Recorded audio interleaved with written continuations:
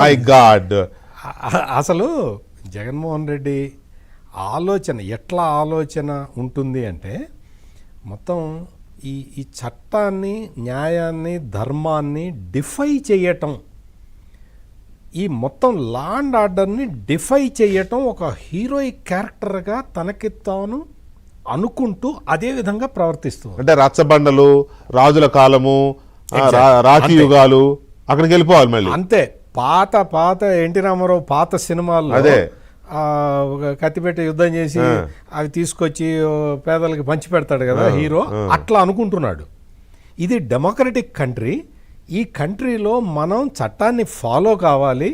మొత్తం కేసులు, ఇంకొక అసలు విచిత్రం ఏంటి అంటే మర్డర్ కేసు పెట్టారు అని చెప్తాడండి. అదే కదా అసలు నీకు అది ఆ సెక్షన్ ఏంటో తెలీదు. అది యాక్చువల్గా culpable homicide not amounting to murder. Any యాక్సిడెంట్కి అదే పెడతారు. ఏ యాక్సిడెంట్ అయినా అదే పెడతారు. అదే కేంద్రం చట్టం. Not amounting to murder, culpable homicide not amounting to murder. ఈ ముందర పదాలు ఏవి చదవకుండా ఆఖరి ఉన్న మర్డర్ అన్న పదం చూసి మర్డర్ కేసు పెట్టారు అంటాడు. ముందు చదువు. Not culpable homicide not amounting murder, మొత్తం కలిపి చదవాలి.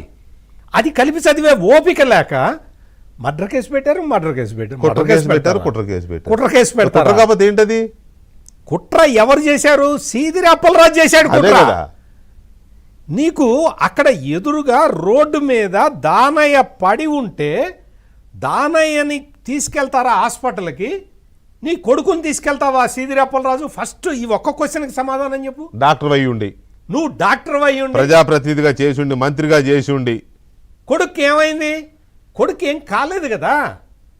ఎక్కడన్నా గీసుకుపోయిందేమో, అది సెప్టిక్ అవుతుందేమో అని కొడుకుని తీసుకొని హాస్పిటల్కి వెళ్తాడు. అక్కడ మనిషి ప్రాణంతో చివరి శ్వాస పీల్చుకుంటూ ఉంటే ఇటువంటి మనిషిని, పైగా నీ కొడుకుని కాపాడుకోవటానికి ఇంకొక కుర్రాన్ని, అదే వయసు ఉన్న ఒక కుర్రవాణ్ణి, ఒక subject correction, I think is a Brahmin, అతను ఎవరైనా కావచ్చు కానీ చెప్తున్నా, నువ్వు అతన్ని తీసుకొచ్చి నువ్వు బలిపీఠం మీదకి ఎక్కిస్తున్నావు. నువ్వు ఇందాక శిరీష్ గారు చెప్పినట్టు నువ్వు గుద్దంగానే వచ్చి తీసుకొచ్చి పోలీస్ స్టేషన్లో అప్పగిచ్చి ఇటు యాక్సిడెంట్ జరిగిందండి అని చెబితే స్టేషన్ బెయిల్ ఇచ్చి పంపించే కేసు ఇది. స్టేషన్ బెయిల్ ఇచ్చి పంపించే కేసుని నువ్వు ఇక్కడ దాకా ఎవరు తీసుకొచ్చారు? చంద్రబాబు నాయుడు కుట్రబాన్ని తీసుకొచ్చాడా? ఎవరు తెచ్చారు? సీదిరి అప్పలరాజు తన చేతులతో తెచ్చుకున్నాడు. మొత్తం కేసు మొత్తం మాఫీ చేసుకోవాలని చెప్పి, తన కొడుకుని సేఫ్గా చూసుకోవాలని చెప్పి ఈ జగన్మోహన్ రెడ్డి వెళ్ళి అతనికి చనిపోయిన అతనికి 42 ఏళ్ళు 43 ఏళ్ళు అండి. అతనికి దానికి కూడా వయసు మీద పడింది అన్నాడు ఇందాక. వయసు ఆశ్చర్య వేసింది. 45 ఏళ్ళు ఉంటాయి చచ్చిపోయిన వ్యక్తికి వయసు మీద పడింది. రోడ్డు పక్క నడుస్తుంటే 42 ఏళ్ల కుర్రాడికి వ్యక్తి వయసు 38. ఏంటండి? చనిపోయిన దానయ్య వయసు 38. అంటే జగన్మోహన్ రెడ్డి గారు చెప్పింది ఎట్లా ఉందంటే 45 ఏళ్ళు వయసు మీద పడింది, అతనే వచ్చి మోటార్ సైకిల్ మీద పడ్డాడు అన్నట్టు చెప్పాడు. అంటే పదాలు వాడలేదు కానీ అట్లా చెప్పాడు, అర్థమయ్యేలా. 38 ఏళ్ల పిల్లాడికేమో వయసు అయిపోయిందా? నీకేమో నీ సీదిరి అప్పలరాజు కొడుకేమో దేదీప్యమైన భవిష్యత్తు ఉన్నదా? ఎందుకు? నీకు బాగా గొర్రెలు కాసుకునేవాడికి భవిష్యత్తు ఉండదు జగన్మోహన్ రెడ్డి గారి రాజ్యంలో. అతను పిల్లలు, పేద కుటుంబము, ఆ పిల్లల్ని వాళ్ళు ఎట్లా సాకాలనేది ఆ తల్లి అంత ఆవేదన పడుతూ ఉంటే నీకు కనీసం గుండె కూడా కరగట్లేదు. ఆవేదనగా సార్, నేను లాస్ట్ వీక్ జరిగిన రోజు డిబేట్ చూస్తే చాలా బాధ అనిపించింది. మామూలుగా పసిపిల్లలకి మన చూడండి, అదిగో విజువల్ చూడండి, పసిపిల్లలకి బిస్కెట్లు పాలల్లో కలిపి పెడతాం. నేను ఆ రోజు చెప్తే బాలకోటే గారు కూడా ఎమోషనల్ అయ్యాడు. నేను ఆ రోజు చూపిస్తే నీళ్ళలో కలిపి బిస్కెట్లు పెడుతుందండి. అంతకంటే పేదరికం అది చూసి కూడా ఈ మనిషి మనసు కరగలేదంటే అసలు ఏమనుకోవాలి? ఈ నేరస్తుల్ని సపోర్ట్ చేసే ఈ పద్ధతి ఏంటి మొత్తం? అంటే నువ్వు పీస్ అండ్ ట్రాంక్విలిటీని భగ్నం చేయటానికి ఏ పనన్నా చేస్తావు.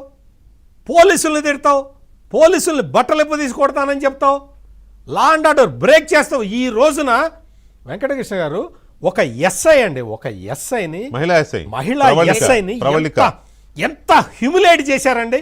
దారుణంగా. ఆమె పాపం ప్రాణ భయంతో పరిగెత్తిందండి. ఆమె ఎవరి కోసం వచ్చిందండి?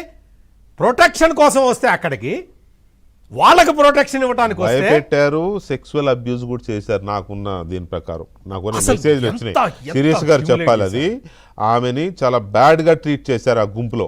నిజంగా అండి, నిజంగా అది చూస్తే ఆ సీన్ చూస్తే ఎంత బాధేస్తుంది వెంకటకృష్ణ గారు.